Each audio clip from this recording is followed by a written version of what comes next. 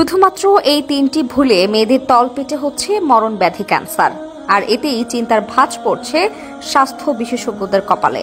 এবার হঠাৎ করেই মেয়েদের তলপেটে ক্যান্সারের মহামারী হতে শুরু করেছে, আর এই ক্যান্সারে আক্রান্ত হয়ে দিনের পর দিন মৃত্যুর সাথে লড়াই করছে ঘরের নারীরা।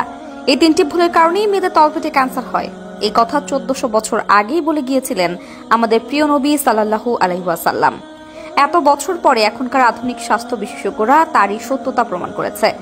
যারা রাসূলুল্লাহ সাল্লাল্লাহু আলাইহি ওয়াসাল্লামকে বিশ্বাস করেন তারা মন থেকে আলহামদুলিল্লাহ কমেন্ট করে যাবেন।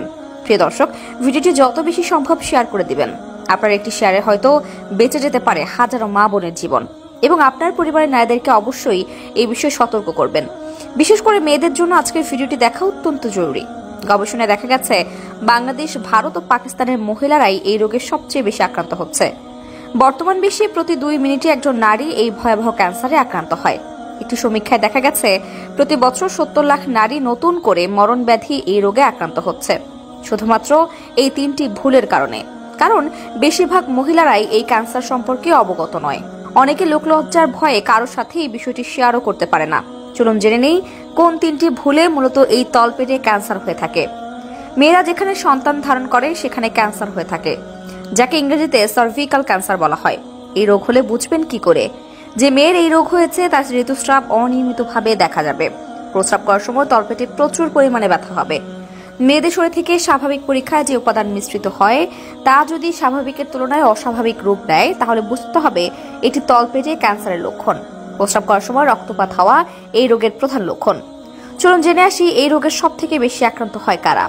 গবেষকদের মতে এই রোগের সবথেকে বেশি আক্রান্ত হয় 15 থেকে 30 বছর বয়সী নারীরা।